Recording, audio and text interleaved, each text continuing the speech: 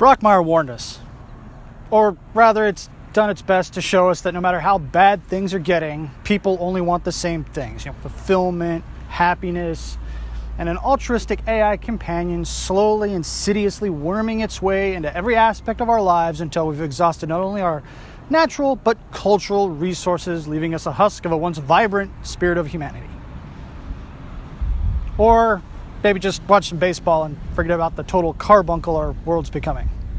So, super chipper stuff. Oh, no. Now, you think I'm the kind of guy who likes to say, I told you so, but that's not true.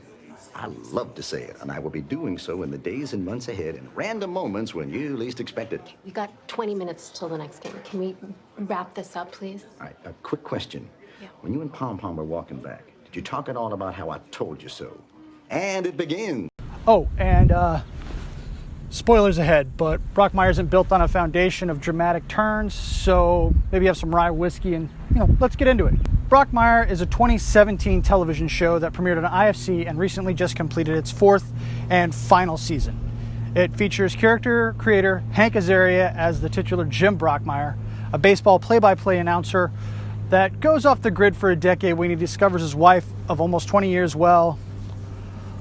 Please imagine my surprise when I opened my front door to find about a half dozen naked folks sprawled out in my living room, engaged in what can only be described as a desperate and a hungry kind of a lovemaking. And right in the center of it all was my wife. So, when Jim returns to the States after his embarrassment and self-imposed exile, he arrives in Morristown, Pennsylvania.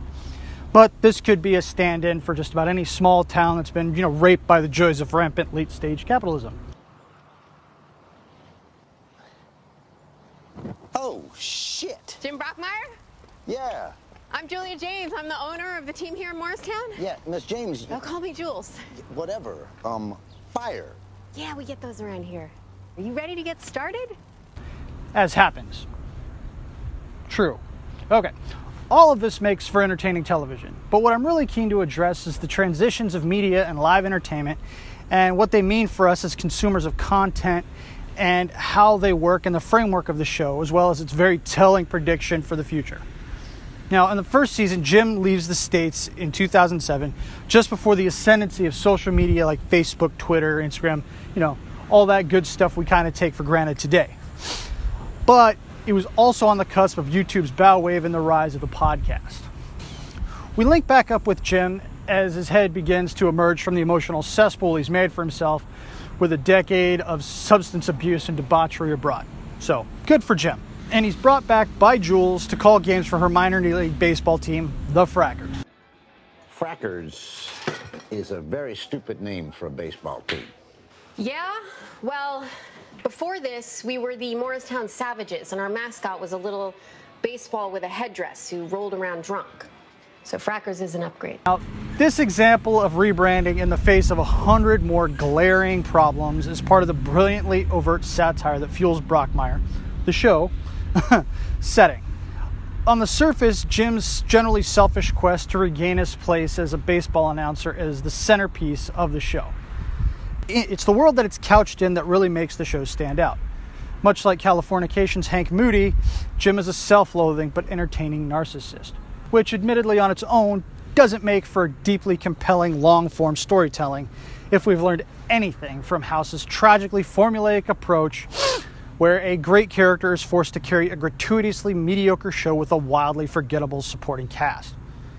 But Jim and Hank have an engaging world that keeps you invested in, what effect their shenanigans have on those around them, better or worse. Now, I only mention Californication to cite that there is more than one way to center a show on a hedonistic male lead without it becoming a tedious, absurdist mess of juvenile indulgence.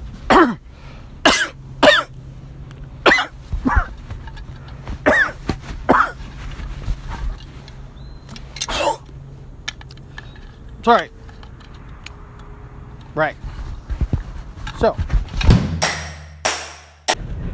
Brockmire's first season lays the groundwork for where the show leans into the decaying mess of the modern world.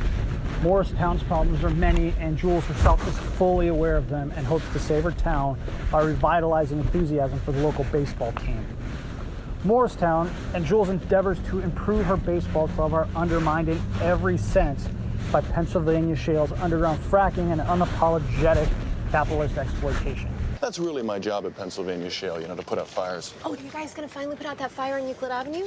Metaphorical fires. The literal fire on Euclid will be burning long after we've left this earth. Pennsylvania Shale's trying to ruin the season and you're helping them. Jules, I'm not going to lie to you. Baseball, and by extension, all live sporting events, were once the top dog for entertainment in America before the rise of television and cinema made the comfort of either an air-conditioned theater or your couch preferable to sitting in the hot sun being fleeced for warm beer and hot dogs made of, questionable animal product. And as we're seeing with the advent of COVID-19, even live sports venues are being forced to transition either in their fundamental approach to including more tech or question if the risks to players or fans are worth hosting their events at all. Now, while Jim catches a break when it turns out he had not in fact burned every bridge in baseball, he leaves Morristown and Jules to head to New Orleans for a shot to return to the major leagues. Now, this is accomplished by Jim's young tech-savvy broadcast assistant, Charles. Too bad you can't get famous just for telling stories, huh? Wait. Hey, wait, that's it. That's it.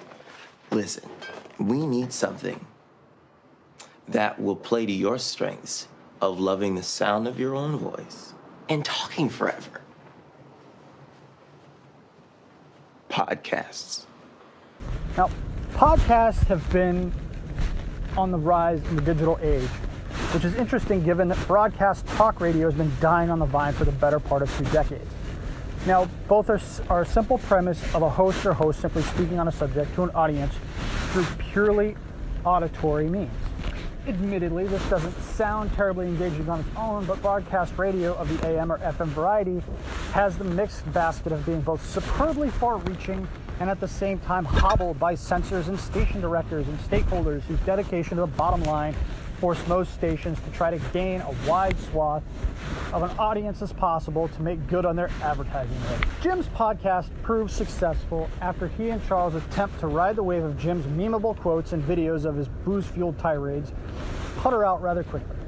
Podcasts, unlike broadcast radio, can be centered on acutely specific subjects with almost little to no effect on its listenership.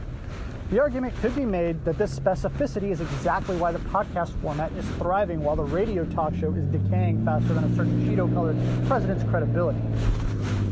Now, why sit through potential hours of egregiously generalized chatter on subjects that have little to no relevance to you or your interest when you can get 45 to 90 minutes of focused content curated for your particular taste?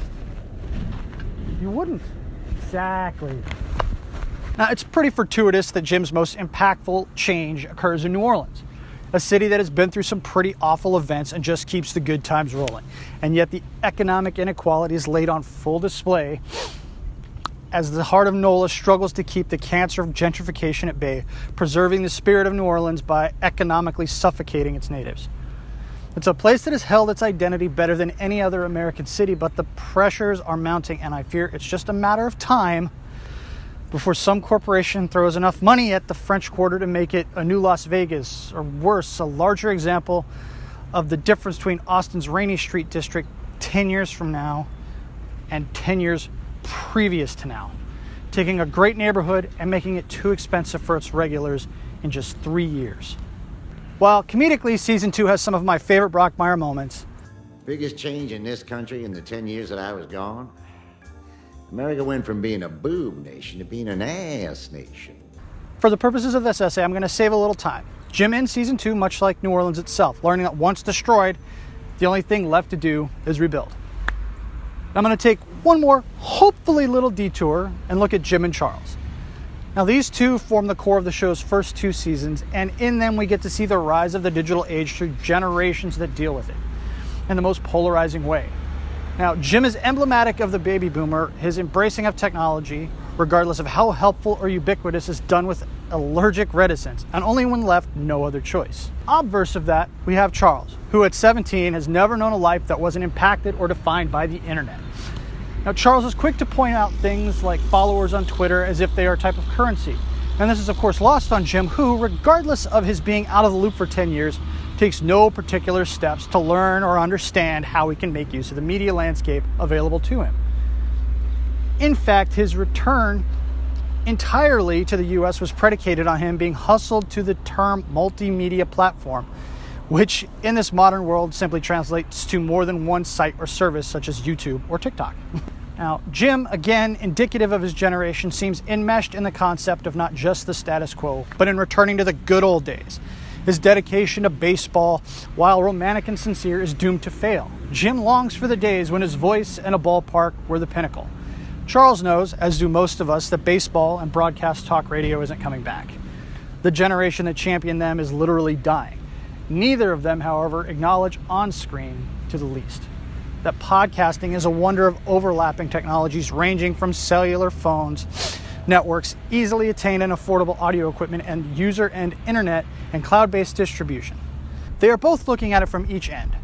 Jim as an extension of the terrifying technocracy that's enveloping the world, and Charles as just one head of a digital hydra he's known his whole life. Season 3 sees Jim attain his goal of going back to the major leagues to announce for the Oakland Athletics.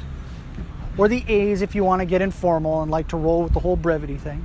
Which, after only a paltry 2 adjacent diatribes, brings us to my favorite season, the Quattro, number 4. After a quick prologue where we learn that Jim has a daughter who comes from Manila to live with him in 2020, we quickly skip ahead to 2030. Good day, America. Here's your morning news. Food shortage riots have hit Georgia and South Carolina as hungry mobs sweep through the streets looking for food. Scottsdale authorities continue to battle the mutant version of Lassa fever and are working to quarantine those infected while incinerating the deceased, as Arizona is now the 4th state to become part of the disputed lands. The last remaining trees of the Amazon have burned. Officials plan to replace a portion of the acreage with an amusement park dedicated to Brazilian points of pride like samba, beef production, and the highest number of plastic surgeons per capita than anywhere in the world. Looks like the heat wave gripping the East Coast is about to break, with temperatures dipping all the way down to the high 110s by your week. It's not unreasonable to assume, given when the season premiered and when the writers actually wrote the section, that it's just an awkward coincidence how plausible this state of affairs might be in the next few years. And given that there's no mention of the Corona coaster and that the first episode aired on March 18th of 2020, just ahead of the complete and utter dumpster fire that we found ourselves in, I think it's very safe to say that they had no idea just how bad it would become. And ultimately, that's what makes Brockmire's vision of the future so damnably chilling. At the time it was being written, I've no doubt satirizing the general feeling of impending doom that has settled on us in the last few years was for laughs and not simply building a setting of dystopia and transition. Show creator Joel Church Cooper had his writers picture the current rate of socioeconomic decay and simply exponentially amplify it. And unknowingly, they are likely only a few years removed from it instead of a decade, as we see on the show. With our current climate of virus-laden concerns and the relentless onslaught of the 24-hour news cycle, the world of 2030's Brockmire seems just a little close to home. Disquieting predictions of the near future aside, if we look at the use of emergent media technologies like the podcast and AI interfaces, it's easy to understand how Jim and those of his generation were right to be concerned. The general question then becomes, how far do we go in adapting these helpful but unknowingly and possibly sinister apparatus in our developing media landscape?